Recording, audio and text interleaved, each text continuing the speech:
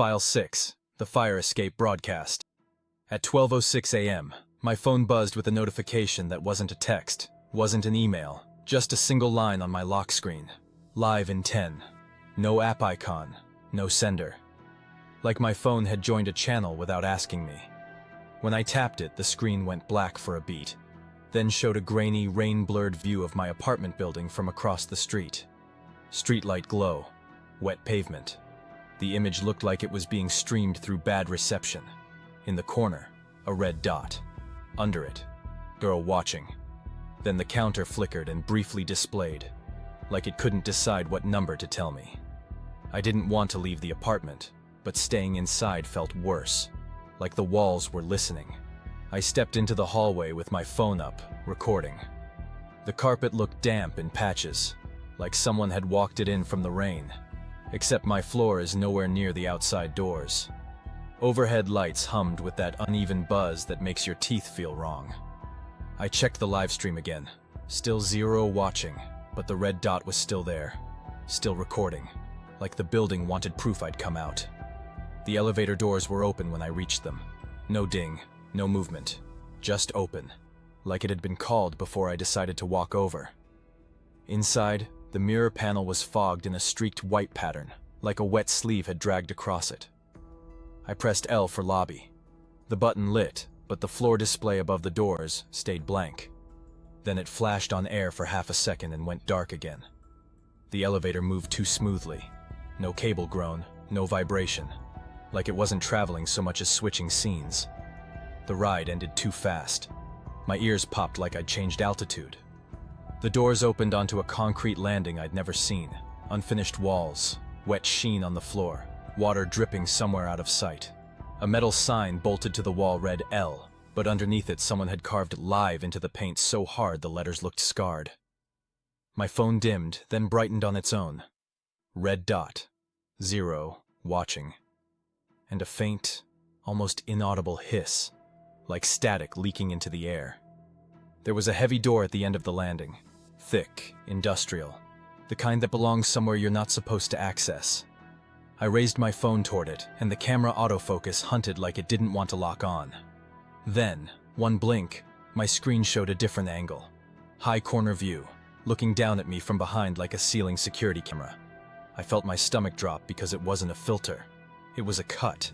The feed snapped back to normal like nothing happened, but the landing felt smaller after that. Like the walls were closer because something had just framed me.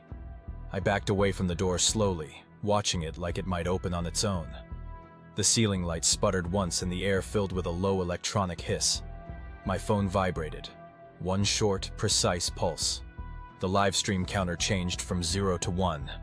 I stared at that number waiting for it to bounce back. It didn't. It stayed at 1, like someone had finally taken a seat. And the moment I noticed it, the hiss stopped, like the watcher didn't want me hearing the mechanism. My phone feed tore into horizontal bands like a bad live stream. A black bar appeared across the screen with clean white text. Listen carefully. Under the hiss, I heard my own footsteps, but a half second ahead of me, like the building was playing my future as an audio preview. The text updated once. Don't stop moving. It wasn't warning me about danger. It was timing me, like I was late for my own scene. A metal door sat to my right with wired glass and a faded sign that read, Fire Exit. The arrow underneath was scratched out and redrawn, pointing down. I pushed through and stepped into a stairwell that smelled like wet concrete and old rust. Then another door. Wired glass again. Cold air leaking around the frame. I opened it and stepped onto the outside fire escape. Rain mist hit my face and the metal stairs were slick under my shoes. The fog was thick enough that the street below looked like it had been erased.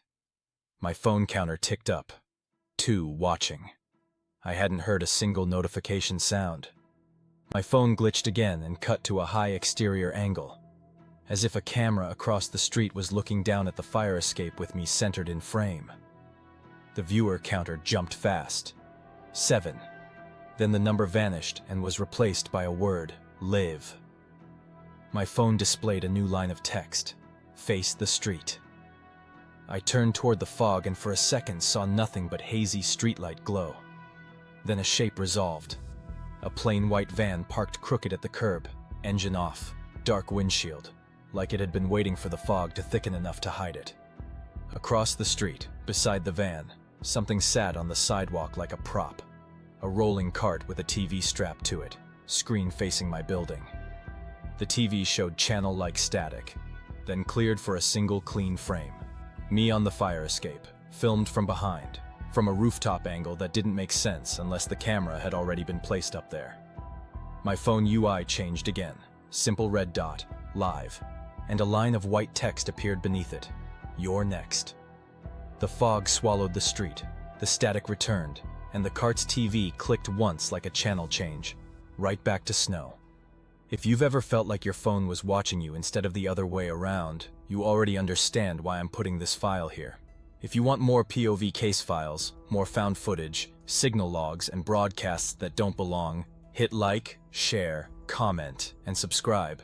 And tell me in the comments what you'd do if your screen suddenly showed live in 10. Because once you notice the broadcast, it feels like it notices you back.